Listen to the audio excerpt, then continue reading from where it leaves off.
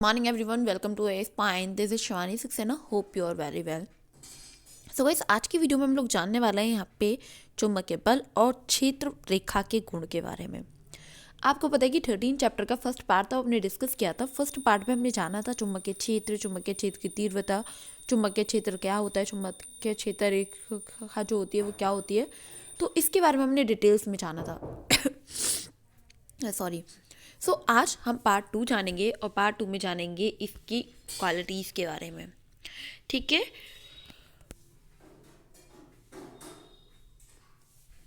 आपको पता है कि चुंबक के बाहर जो चुंबकीय क्षेत्र होता है, रेखाओं की जो दिशा है वो उत्तरी ध्रुव से लेकर दक्षिण ध्रुव की ओर आती है और पुनः चुंबक के जो आधार है दक्षिण ध्रुव से उत्तरी ध्रुव की ओर वापस आ जाती है और इस प्रकार ये बंद तक रूप में होती है। अगर बात करी जाए कि चुंबकीय जो ध्रुव है उसके पास चुंबकीय क्षेत्र का क्षेत्र प्रबल होता है, वहाँ पे क्षेत्र रेखाएं वापस क्या होती हैं, पास पास होती है और ध्रुव जाने से जो चुंबकीय क्षेत्र है उसकी जो प्रबलता है वो कम हो जाती है। अतः वहाँ पे जो क्षेत्र रेखाएं हैं वो परस्पर दूर जाती हैं। ठीक है, तो ये यहाँ पे आपको समझ लेना है। साथ ही आपको यहाँ पे ये भी जान लेना है कि दो चुंबकीय क्षेत्र रेखाएं एक दूसरे से कभी नहीं टकराती, मतलब अब एक दूसरे को कभी काटती नहीं है वो, क्योंकि एक बिंदु पे चुंबकीय क्षेत्र की दो रेखाएं संभव नहीं है। ठीक है, तो ये यहाँ आपको जान लेना है, संभव कभी नहीं है। एक समान जो चुंबकीय क्षेत्र है, चुंबकीय क्षेत्र की रेखाएं परस्पर समांतर तथा बराबर बराबर दूरियों पर होती हैं और जो चुंबकीय क्षेत्र है जो उसकी रेखाएं हैं किसी बिंदु पे खींची गई स्पर्श रेखा उस बिंदु की चुंबकीय क्षेत्र को क्या करती है, प्रदर्शित करती है।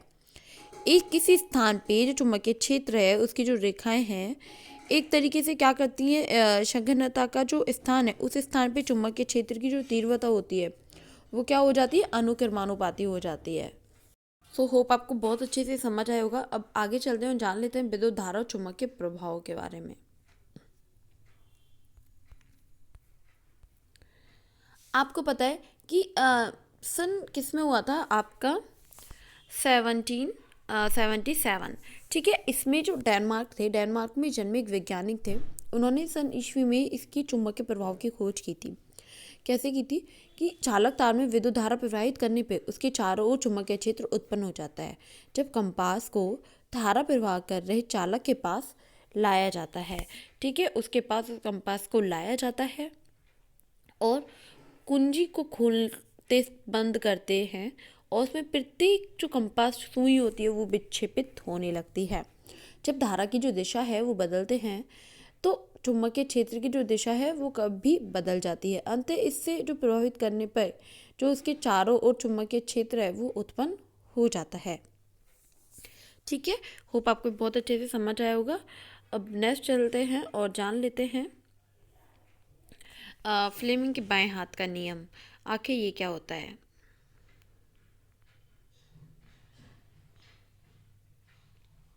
आपको बहुत अच्छे से पढ़ना है, कंटिन्यू क्लास अटेंड करना है, कोई दिक्कत नहीं आने वाली है, जल्दी जल्दी इसको कंप्लीट कर देंगे।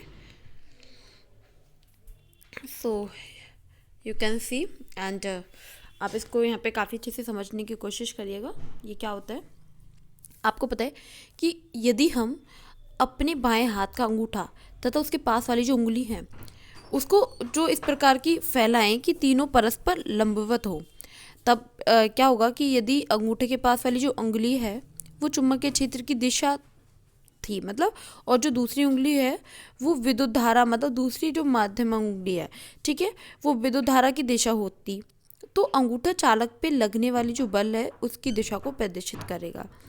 ठीक है, तो ये यहाँ आपको समझ लेना है। अगर इसी में तो हम दाएं हाथ के नियम को जानेंगे तो दाएं हाथ के नियम में क्या होगा कि यदि दाएं हाथ का जो अंगूठा है वो उसके पास वाली जो दोनों उंगलियां हैं उसको एक दूसरे के क्या होगा, लंबवत होगा। ठीक है, और जो लंबवत है, लंबवत फैलाएं उसको, तो तब यदि पहली उंगली चुंबकीय क्षेत्र की दिशा है, अंगूठा जो चालक चलने की जो दिशा है उसको प्रदर्शित करे और जो बीच वाली जो हमारी उंगली होती है, जैसे बीच वाली उंगली हुई हमारी, तो जो बीच वाली उंगली है वो चालक में प्रदर्शित धारा की दिशा को बताएगी। ठीक है, इंडिकेट करेगी। देखिए आप यहाँ देख सकते हैं ये अंगूठा है, ये चुंबकीय क्षेत्र हो गया, विद्युत धारा हो गया। ये यहाँ पे आपको बहुत अच्छे से डायग्राम में समझाया गया है, आप इसे देख सकते हैं और समझने की कोशिश करिएगा। नहीं समझ आता है, मैंने आपको बताया है, आप उस तरीके से इसको ज़रूर समझेगा। ठीक है, नेक्स्ट टॉपिक आता है हमारा विद्युत मोटर। तो विद्युत मोटर क्या होता है? आपको पता है कि विद्युत मोटर एक ऐसी युक्ति है जिसके द्वारा जो विद्युत ऊर्जा है वो यांत्रिक ऊर्जा में बदल जाता है। अब इसको सबसे पहले जानना क्या ज़रूरी है, हमने ये तो जान लिया कि विद्युत मोटर होती क्या है। अब इसके जो सिद्धांत होता है उसके बारे में भी हम लोगों को बहुत अच्छे से जान लेना चाहिए। इसके जो सिद्धांत होते हैं, अगर हम लोग सिद्धांत की बात करें और उस पर आए तो आप यहाँ पे जानेंगे जो इसके प्रिंसिपल होता है।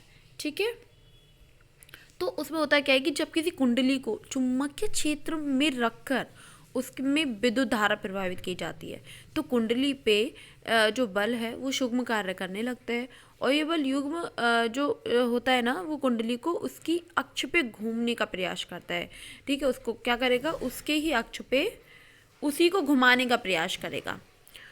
उसकी जो दिशा है वो फ्लेमिंग बाएं हाथ के नियम द्वारा निर्धारित होती है, और यदि कुंडली अपने अक्ष पे घूमने के लिए स्वतंत्र हो तो वह घूमने लगती है। ठीक है, ये तो हमने जाने इसके प्रिंसिपल्स के बारे में, डैट्स मीन सिद्धांत के बारे में। अब हम यहाँ पे जानेंगे विद्युत मोटर की संरचना के बारे में। जो विद्युत मोटर की जो संरचना है, जैसे चुंबकीय क्षेत्र होता है, ठीक है, बहुत सारे इसके होते हैं, मैं आपको भी यहाँ पे दिखाती हूँ।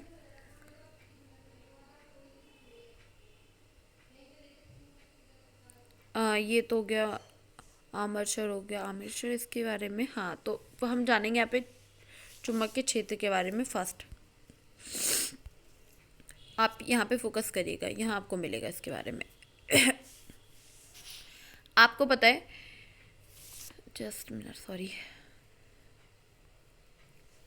कि क्या होता है कि ये एक तरीके से प्रबल स्थायी चुम्बक है जिसके जो ध्रुव खंड होते हैं वो N और S होते हैं। क्या होते हैं इसके ध्रुव खंड? N और S। ठीक है, अब जो आर्मेचर है, जैसे ये अभी मैंने आपको बताया, तो इसमें क्या होता है कि ये तांबे के तार के जो तांबे के तार होता है, ठीक है, तांबे के तार के उनके फेरो जो वाली एक आयताकार एक क्या होती है, कुंडली होती है, ABCD, है ना, ABCD होती है वो।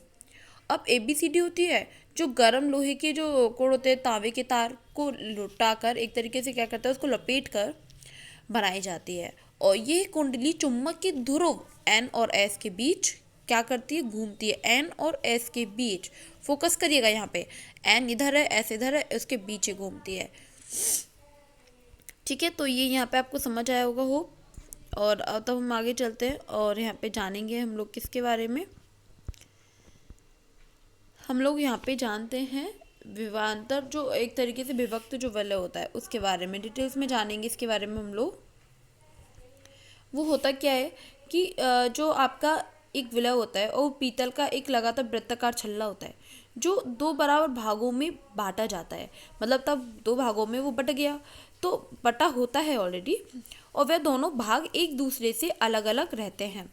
और आर्मेचर की जो कुंडली है, इसकी जो कुंडली है, ठीक है, इसकी जो कुंडली है उसके सिरे पे ये दोनों अलग अलग वलों में P और Q से जुड़े रहते हैं। किससे? P और Q से जुड़े रहते हैं। ठीक है, तो समझ आया आपको? आया होगा बहुत अच्छे से। ये विलय आर्मेचर के जो ध्रुव खंड है उससे जुड़े होते हैं तथा ये आर्मेचर के साथ क्या करते हैं, घूमते हैं।